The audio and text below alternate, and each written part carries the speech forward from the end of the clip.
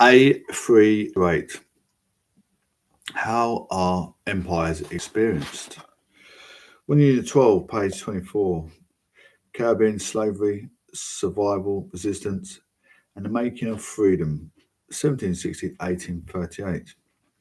Both enslaved and free women of colour come to town to sell goods. Enslaved women were sometimes able to grow a little extra on their provision grounds, and they could sell these additional goods at market on a Sunday, if they were allowed the time to do so. While sugar dominated agriculture work in the Caribbean, enslaved women also laboured on coffee and cotton plantations, grew and harvested indigo and pimento, and worked in mahogany production while men felled the trees. Women hauled and cleaned the branches.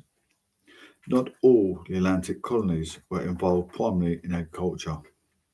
Bermuda and the Turks and Caicos Islands were maritime economies.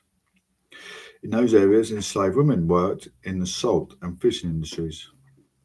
One of the only surviving accounts that we have of Caribbean slavery by a woman described her work in the salt industry. Mary Prince published her story in 1831, having dictated her experiences to the abolitionist Susanna Strickland. Prince was born into slavery in Bermuda and was later sold on to another owner in Grand Turks. She described her experiences there in the passage below. Read the passage and then answer the following question. How does Mary's experience challenge what you thought about the nature of Caribbean slavery? My new master was one of the owners of the holders of the salt ponds, and he received a certain sum for every slave that worked upon his premises. Whether they were young or old, the sum was allowed him out of the profits arising from the salt works.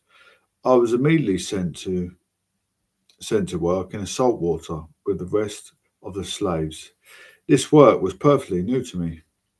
I was given a half barrel and a shovel and had to stand up to my knees in the water from 4 o'clock in the morning till 9, when we were given some Indian corn boiled in water, which we were obliged to swallow as fast as we could for fear the rain should come on and melt the salt.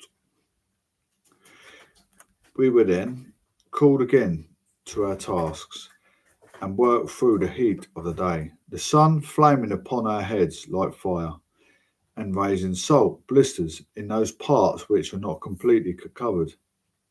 Our feet and legs, from standing in the salt water for so many hours, soon become full of dreadful boils, which eat down in some cases to the very bone, afflicting the sufferers with great torment.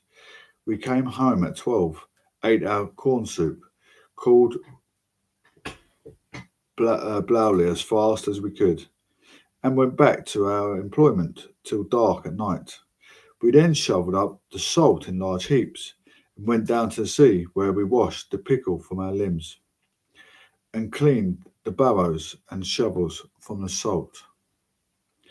When we returned to the house, our master gave us each our allowance of raw Indian corn, which we pounded in the mortar and boiled in water for our suppers.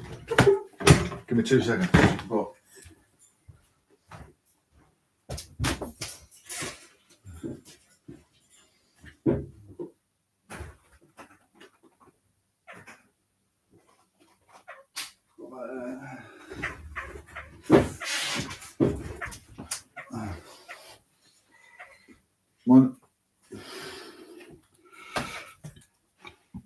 My new master was one of the owners of or holders of the salt ponds, and he received a certain sum for every slave that worked upon his premises. Whether they were young or old, this sum was allowed him out of the profits. Arising from salt works, I was immediately sent to work in the salt water with the rest of the slaves. This work was perfectly new to me. I was given a half bow and a shovel and had to stand up to my knees in water from 4 o'clock in the morning till 9, when we were given some Indian corn boiled in water, which we were obliged to swallow as fast as we could for fear the rain should come on and melt the salt.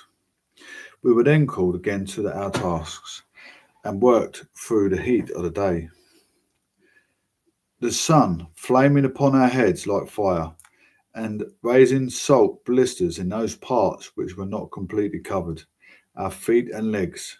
From standing in the salt water for so many hours, soon become full of dreadful boils, which eat down in some cases to the very bone, afflicting the sufferers with great torment.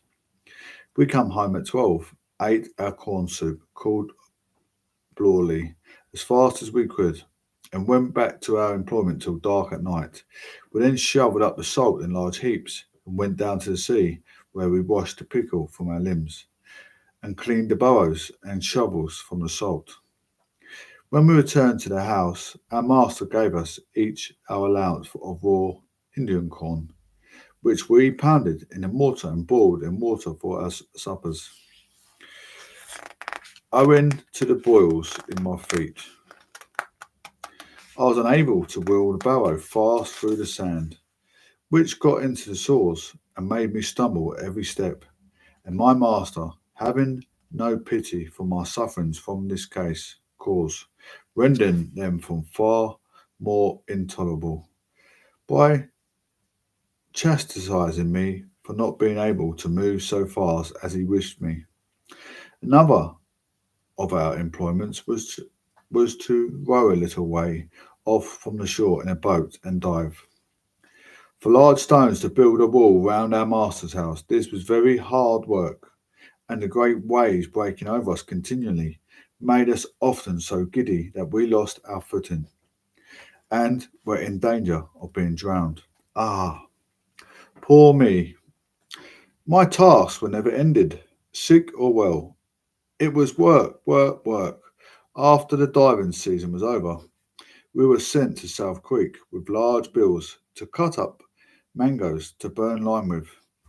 Whilst one part of the slaves were thus employed, another was sent to the other side of the island to break up the coral out of the sea.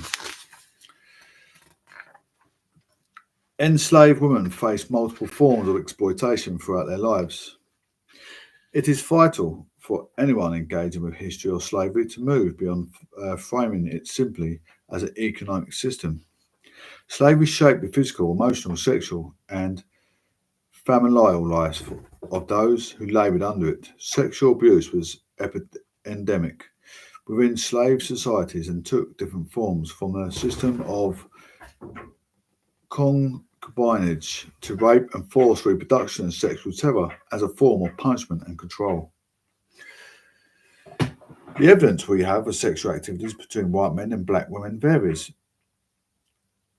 It ranges from instances of casually documented rape in the diaries of the notorious Jamaica slave owner Thomas Thistlewood, 1721 to 1786, to long-term relationships such as that of the Jamaica slave trader Thomas Hibbert and his housekeeper, a free woman of colour, Charity Harry. Issues of sex, agency, and consent are an incredibly complicated terrain for historians to negotiate. We have to contend with the archival silence surrounding how women felt about this aspect of their experiences. We also need to think carefully about how we conceptualize these relationships.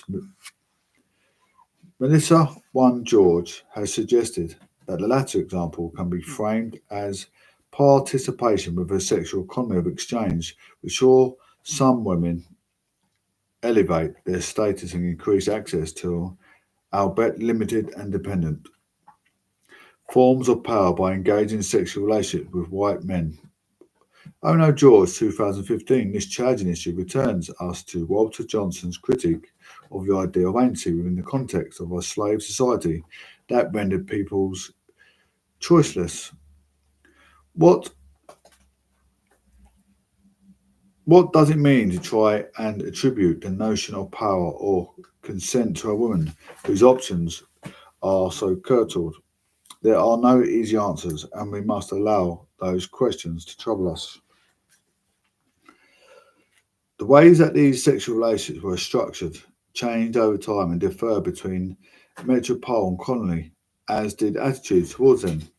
While women of colour and their children were a common sight in Caribbean society, their presence was commented on by a metropolitan visitor, Lady Marie Nugent, the wife of the governor of Jamaica, wrote in her journal about her encounter with a little mulatto girl at Simon Taylor's 1739 to 1813 plantation, Golden Grove. She commented that Mr. T appeared very anxious for me to dismiss her, and in the evening the housekeeper told me she was his one daughter, and he had an enormous family, some almost on every one of his estates. His response to seeing his daughter with the wife of the governor suggests that Taylor was aware of his transgression from the metropolitan norms to respectable behaviour. As the movement to abolish slavery intensified in the 1820s, enslaved women's sexuality became a key focus for the abolitionists, many of whom were evangelical Christians. They drew attention to the immorality of the slave societies. Pressure exerted from the Imperial Centre for slave owners reported that Jamaica Assembly had passed a bill declaring it a felony to commit a rape upon a slave not 10 years of age. The need for this kind of legislation, exclusion of children over the age of 10, is indicative of the vulnerability of enslaved people to this form of exploitation. Despite attempts to control all bodily autonomy, some enslaved people nurtured intimate relationships with each other. These relationships brought with them the full spectrum of human emotion. As Dana Ramey Berry and Leslie M. Harris have pointed out, the history is not only about painful or destructive intimacy, it's also about pleasure and love. These relationships were fragile in that they were subject to the whims of slave owners. Families could not be broken up when a plantation was sold. When the owner died, to satisfy debts or as a punishment, the ties that came with these relationships made it more difficult to resist the system, but nonetheless, they could bring with them affection, tenderness, and care. One-way adverts are a useful source about enslaved individuals and can be resistance read. To help build a picture of their lives, including their relationships, read the advert, then answer the following questions. If you are interested in finding out more about how to work with one-way adverts, there is additional film material in this unit's further studies section on the module. What does advert tell you about the difficulties for enslaved people in forming relationships? Absconded from Grange Hill in Westmoreland on or about the 12th of June. A Negro man named Will of the Congo country, and having his country mark on the face, he has marked HKPC on his shoulder and on his cheeks and on his breasts. Though they may be somewhat obliterated, he is about 5'3" or 4 inches high. It's stoutish made and has an independent in his speech and is very artful. He is a carpenter by trade and is well known in the parish of Hanover and Westmoreland, having and as well known in the parish of Hanover and Westmoreland, having worked with Mr. J. Falconer upwards of 6 years. He was a wife on Cawana Estate in the latter parish, where it is supposed he may be skulking. A reward of 1 doubloon will be given upon lodging him in any workhouse by C. Minish, Savannah. The status of slave was passed down from another to a child in British slave colonies. A legal doctrine passed in Virginia in 1662 Define the status of children as that partus saccata ventrum, meaning the offspring follows belly. 2018 in Morgan, this legal framework effectively turned the womb into factory producing backness and abjection, much like the slave ships hold and the prison, and turned the birth canal into another domestic middle passage. Sharp 2014, it ensured enslaved women's bodies become a site for the reproduction of the condition of racial slavery, regardless of the status of the father. Enslaved women not only undertook physical labour in the form of plantation and domestic work, but their reproductive labour was also harnessed to the needs of replenishing the enslaved populations.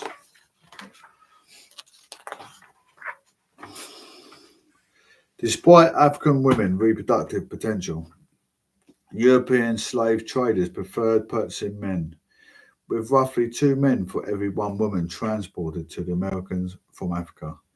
Conditions in the Caribbean were so harsh that natural population increase could not keep up with the rate of deaths, as Diana Payton has noted.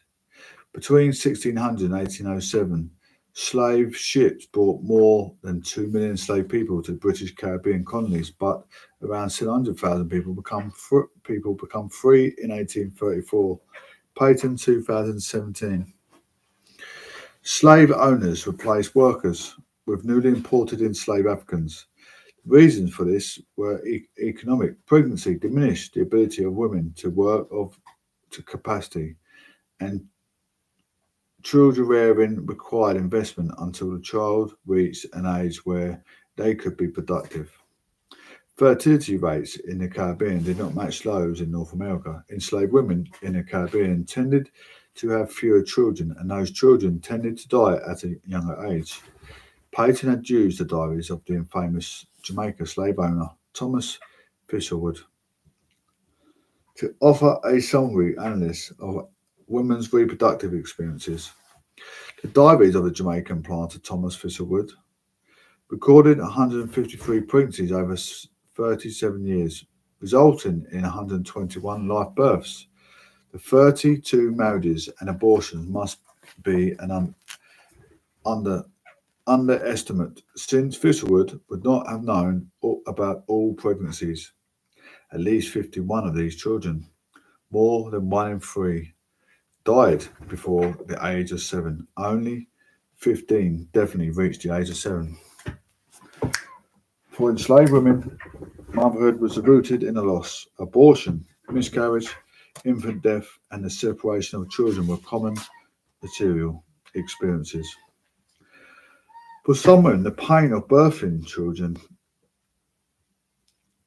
who would be enslaved, the threat posed to their lives in doing so, or emotional turmoil of rape, meant that they turned to abortion. Records are limited in this most private area of women's lives, but there are instances of enslaved midwives and healers using peacock flower, wild cassava, contravea, and other herbs to induce abortion. Pregnancy did not exempt enslaved women from labouring in the fields. They worked until the last few days before their delivery and were expected back in the field within 3 weeks of birth. When giving evidence about the slave trade to Parliament in 1790, Jamaica slave owner Robert Hibbert stated that their natural indolence prompts the pregnant women to take advantage of their situation and to claim exemption from labour when, understood, exercise would rather be of a service to them. Pregnant women were not exempted from the punishment in 1823. Bessie Chambers, an enslaved woman from the New Leighton plantation, Jamaica, filed a complaint against the overseer, Mr. Pruden, claiming that she had been overworked and excessively punished, which led to their miscarrying. She was supported in her claim by 24 fellow workers. Her case was rejected by the magistrate, who said she had no evidence. 3 of the men who went with her received 39 lashes and were imprisoned with hard labour. Care for pregnant women and their newborns varied. Some slave owners acknowledged women's reproductive value, writing to a plantation manager in 1777. Absentee plantation owner Anna Eliza Elliston, 1737, reminding that particular care may be taken of the breeding women and their children. For you well know that on the number and health of the Negroes depends the success of the plantation. Some set up hospital facilities if only to ensure that the value of their property was maintained. Most expectant mothers relied on the networks of enslaved women to provide maternal and neonatal care. If we return to the inventory of the Hampton plantation, we can see that Celia is listed as a midwife. Herbal remedies were used and traditional birthing customs enacted. These rituals have been described by Sasha Turner as symbols of autonomy and authority which mothers and caregivers claimed over labour and delivery. Enslaved women breastfed their children as well as other children on the plantation. They also used breastfeeding as a way of controlling their fertility. The planters passed piecemeal pro-natal legislation, but the impact of those policies was negligible. An inactive from the Jamaica Assembly in 1789 offered a £1 bounty per child, increased to £3 in 1792 for overseers on estates where children survived the first 12 months of life. The initial slave code in British Trinidad declared the women who had borne 3 children should be exempt from work 1 day a week for 6 months. Women who successfully birthed and reared 7 living children were relieved of all labour, except, of course, the labour of raising their children. Enslaved women recurrently came into sharper focus once the campaigns for the abolition of the slave trade got underway in the late 18th century. Abolitionists argued improving conditions for enslaved people would result in natural population increase. In a speech in Parliament in 1791, William Wilberforce claimed that abolition would force plantation managers to make breeding the prime object of their attention. This is quoted in Wilberforce 1791. Given the circumstances, programs of breeding meant the systematic rape and forced birthing of enslaved women. In a Harran account from Mary Prince, she recalled the treatment of an enslaved woman named Hetty. Mary's writing gives us a brief glimpse into Hetty's life and character. Hetty was worked intensely as both in agriculture and domestic. Mary called Hetty aunt and remembered the kindness she showed her as a lonely child after she was sold away from her family. As Mary recalled, I like to look at her and watch all her doings, for hers was the only friendly face I had as yet seen, and I felt glad that she was there.